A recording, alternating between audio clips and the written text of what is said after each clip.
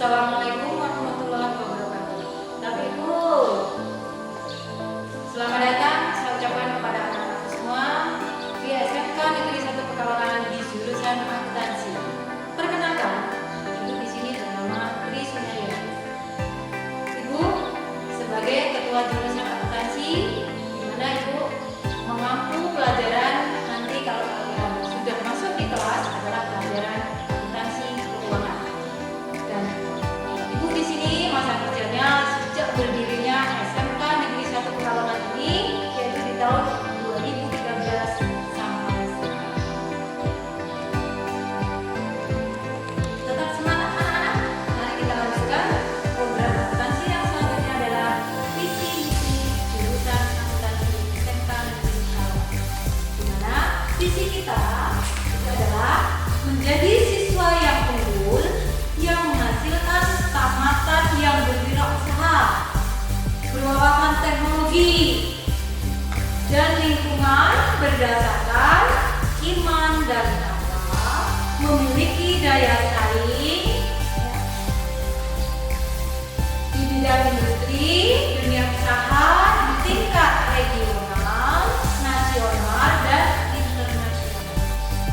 Di mana visi kita akan dijabarkan ke dalam misi. Di antaranya visi kita itu tetap kita melihat ada beberapa poin yang ada di depan perusahaan itu ada 12 poin. Tapi di sini Ibu tidak akan banyak-banyak. Yang penting anak-anak bisa yang pertama dan utama kita tanamkan keimanan dan ketakwaan. Itu fondasi dasar daripada kita sebagai umat manusia. Yang kedua, menanamkan budi pekerti yang unggul biar kita menjadi manusia-manusia yang hebat. SMK bisa hebat karena kita punya budi pekerti yang unggul. Setelah kita memiliki budi pekerti yang unggul, kita akan belajar akuntansi dengan dunia teknologi sehingga kita akan menanamkan karakter itu tadi menjadi karakter yang kreatif, inovatif, produktif, dan kompetitif. Kita harus kompetitif di era digital ini. Jangan sampai kita ketinggalan dengan dunia di luar sana. Anak-anak, tadi kita sudah membahas tentang visi-misi, di mana visi-misi kita sudah kita ketahui. Kemudian kita lanjutkan dengan pengenalan struktur organisasi di jurusan akuntansi, di mana sebagai kepala sekolah di SMK Negeri Pekalongan ini adalah Bapak Dr. Andes Eko Jindarto MSI. Beliau menjabat di sekolah ini baru saja datang di tahun ajaran ini. Kemudian untuk ketua jurusan itu adalah Ibu sendiri, yaitu Bu Tri Sunaryati. Kemudian di jurusan akuntansi ini ada 10 guru produktif akuntansi. Nanti di akuntansi itu ada guru produktif, adaptif, dan normatif. Di mana jurusan akuntansi itu disebut dengan guru produktif akuntansi. Yang pertama, Ibu sendiri nanti akan mengampu pelajaran akuntansi keuangan. Kemudian nanti ada Bapak guru yang paling lucu adalah Bapak Dr. Andes Suharto, juga mengampu praktek akuntansi keuangan. Kemudian dilanjutkan dengan Bapak Susilo Handoko. Dilanjutkan dengan ibu guru yang cantik, biasanya dia akan berada di lab komputer, yaitu Ibu Yulia Puspanini MPD. Dilanjutkan ibu guru PKK, kita akan diajak berwirausaha, yaitu Ibu Hindun Gunani. Dan dilanjutkan dengan Ibu Sri Merdekawati. Dilanjutkan dengan Ibu Ranti. Kemudian dilanjutkan dengan Ibu Ranti, Ibu Windiana, dan Bapak Dr. Andes Sarira. Anak-anak, tadi kita sudah membahas, kalian sudah tahu siapa Bapak Ibu gurunya, baik yang ganteng maupun yang cantik, baik yang galak maupun yang judes, nanti akan kalian temui. Nah, di situ, di jurusan akuntansi ini, pelajaran yang akan kalian pelajari atau yang akan kalian ketemui nanti itu adalah ada pelajaran adaptif, ada pelajaran normatif, ada pelajaran produktif. Di mana pelajaran adaptif itu adalah mengenal tentang pendidikan agama, pendidikan Pancasila, pendidikan matematika, kemudian bahasa Indonesia, sejarah, bahasa Inggris, bahasa asing, dan sebagainya. Kemudian ada juga yang disebut dengan pendidikan muatan kewilayahan, yaitu seni budaya dan pendidikan jasmani. Nah, ini yang disebut dengan adaptif dan normatif. Selanjutnya kita akan membahas tentang pelajaran di mana inilah pelajaran jurusan, yaitu yang disebut dengan pelajaran produktif. Yang pertama, pelajaran produktif itu dibagi ke dalam 3 kelompok. Kelompok yang pertama itu adalah dasar bidang keahlian.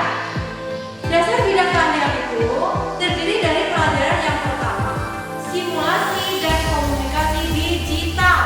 Nah, ini kita akan berkaitan dengan teknologi yang sering sekarang disebut dengan era digital 5.0. Kemudian ekonomi dan bisnis, karena dunia kita adalah dunia ekonomi. Kita akan mempelajari bagaimana ekonomi itu berkaitan dengan bisnis. Di dalam pelajaran ekonomi dan bisnis dilanjutkan dengan pelajaran administrasi umum, karena kalian nanti akan terjun ke dunia industri sehingga akan memasuki sebuah kantor, kita harus tahu administrasi. Kemudian kita akan tahu wilayah, lingkungan di mana itu, maka kita akan belajar mata pelajaran IPA. Nah, itu yang disebut dengan dasar bidang keahlian. Itu sering dikenal dengan dasar keahlian yang disebut dengan pelajaran C1. Ingat, C1 ya. C1 itu adalah dasar bidang keahlian. Berikutnya ada yang disebut dengan C2. C2 adalah dasar bidang keahlian. Nah, tadi dasar bidang keahlian, sekarang dasar bidang program keahlian. Jadi kalau tadi bidang keahlian, sekarang program yang sudah menuju ke dalam jurusan akuntansi. Nah, ini kita disuruh belajar yang pertama adalah etika profesi. Yang pertama adalah etika profesi, di mana kita akan memiliki profesi kita seperti apa, kita harus punya etika. Kemudian yang berikutnya, di dalam dunia industri itu ada pelajaran yang namanya aplikasi pengolah angka. Karena kita jurusan akuntansi keuangan, ya, sehingga kita akan bertemu dengan sebuah aplikasi di Excel yang dinamakan dengan pelajaran aplikasi pengolah angka. Dalam bahasa tangannya disebut dengan spreadsheet. Kemudian dilanjutkan yang ketiga adalah akuntansi dasar. Jadi masih dasar. Dilanjutkan dengan perbankan dasar. Jadi di C1 ada 4 mata pelajaran, C2 juga 4 mata pelajaran. Kemudian dilanjutkan dengan C3. C3 ini adalah kompetensi keahlian di mana kalian mulai menjurus keahlian kalian. Yang pertama adalah praktikum, yaitu praktek akuntansi perusahaan dagang, jasa, dan manufaktur. Di mana kalian akan mempraktekkan pelajaran di mana kita akan membuat sebuah laporan keuangan dalam perusahaan dagang, jasa, dan manufaktur yang ada di dunia industri yang sekarang ada di dunia ini. Kemudian yang berikutnya, karena kita ada pemerintahan, maka juga ada yang namanya praktek akuntansi lembaga instansi pemerintah. Itu juga kita pelajari bagaimana dalam pembuatan laporan keuangan. Kemudian dilanjutkan dengan, karena kita sudah laporan keuangan, bagaimana pelajaran yang berikutnya adalah akuntansi keuangan. Nah, ini kita akan membahas tentang yang namanya bukti transaksi. Nah, dari bukti transaksi itu akan kita masukkan ke dalam sebuah pelajaran aplikasi, yaitu komputer akuntansi.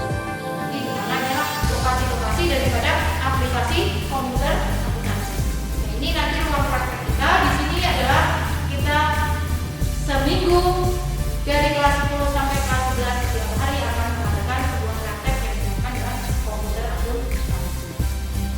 Kemudian dari transaksi keuangan itu kita akan membahas lagi mempelajari tentang administrasi pajak. Dari semua pelajaran-pelajaran produktif itu, maka yang terakhir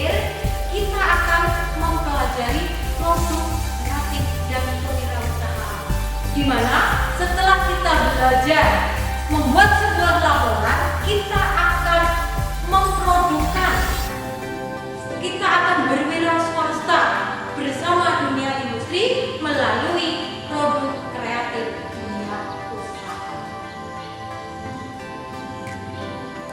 Ya, anak-anak, tadi kalian sudah tahu apa toh itu pelajaran yang harus kalian pelajari di SMK Pekalongan di jurusan akuntansi. Karena ada satu pelajaran aktif, ada pelajaran normatif, ada pelajaran produktif.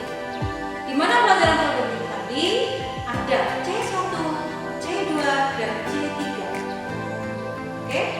Dari pelajaran-pelajaran itu kita tidak langsung belajar, tetapi kita harus melihat dulu. Jadi kita punya program di kelas 10. Itu adalah program melihat. Nah, melihatnya dengan apa, anak-anak? Apakah kita melihat dengan membeli? Kita melihat di dunia industri yang disebut dengan kunjungan industri di dunia usaha. Nah, ini di dalam kunjungan industri ini bisa secara lokal, bisa secara nasional, bisa secara internasional. Tinggal anak-anak mampu kantongnya yang mana. Duitnya itu yang mana gitu loh. Ya, jadi silakan uangnya yang mana.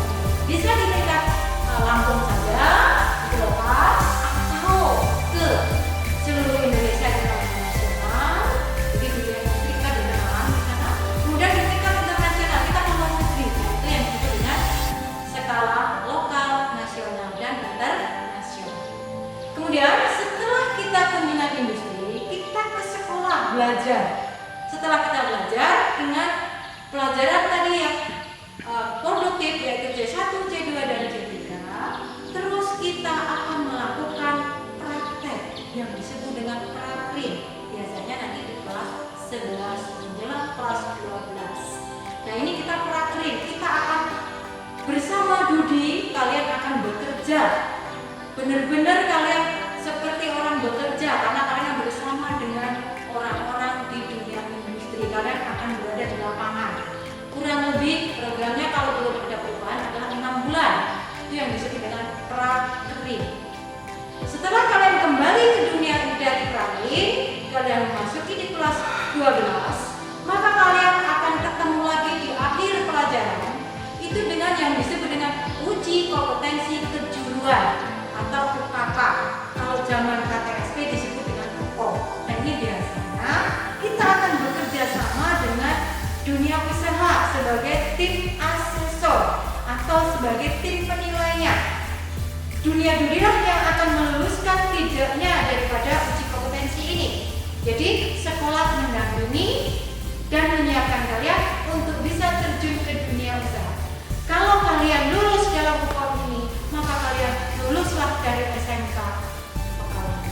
Nah, ini yang disebut dengan uji kompetensi. Jadi yang membedakan antara SMA dengan SMK, di SMA itu nggak ada kunjungan dunia industri tetapi teori. Nah, yang membedakan kalau di SMK itu 70% itu adalah untuk keterampilan atau praktek, 30% baru kita ke pengetahuan. Nah, itu kita untuk pengenalan daripada jurusan akuntansi, di mana jurusan akuntansi itu ada yang disebut dengan kunjungan industri, prakrin, kemudian uji kompetensi. Kemudian di dalam kita belajar ini yang perlu kalian ingat, karena kita tadi punya visi beriman dan bertakwa, berkarakter, berbakti ibu. Maka di sekolah kita itu di jam pagi kalian datang, Bapak Ibu guru itu telah menyambut kalian dengan slogan 5S. Salam, sapa, sopan, santun. Itu di depan. Kemudian kalian bersalam, sapa, sopan, santun kepada Bapak dan Ibu guru di SMK. Kemudian setelah kalian di dalam kelas, di lingkungan sekolah, kalian akan melaksanakan yang disebut dengan 7K. Nah, itu harus kalian laksanakan sehingga sekolah kita ini akan menjadi sekolah yang rindang, nyaman, dengan penuh kedamaian. Nah, kemudian tidak lupa karena kita akan membentuk karakter, maka di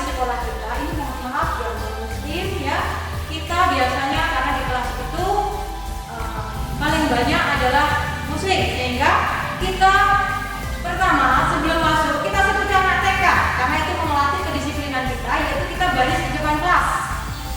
Ya, itu untuk melatih kalian nanti supaya tertib di dunia industri. Kemudian yang kedua, setelah kita masuk ke dalam ruangan, siapkan diri untuk berdoa. Dilanjutkan dengan tadarus. Tadi udah maaf ya, yang muslim banyak nggak ini? Kalau misalnya yang muslim banyak, ya nanti doanya kita bagi. Kemudian setelah itu kita menyanyikan lagu Indonesia Raya. Itu wajib diucapkan untuk kita nyanyikan agar kita bisa mengerti bahwa Indonesia ini ada. Jangan kita tidak tahu apa lagu Indonesia Raya ada apa. Kemudian selanjutnya di istirahat pertama, jika anak-anak ingin sholat duha yang non muslim, dipersilahkan. Masjid kita sudah besar, sudah lebar, dimanfaatkan. Ini kalau tidak pandemi corona itu digunakan. Kemudian di istirahat kedua, kita sholat zuhur berjamaah. Nah, ini penting ya. Perlu diingat, yang pertama kalian baris di depan kelas, kemudian masuk kelas berdoa, dilanjutkan dengan tadarus, baru belajar. Kemudian istirahat pertama boleh kalian melaksanakan sholat duha. Kemudian mulai praktek di kantin kita, yaitu kita nanti ada jadwal pikniknya.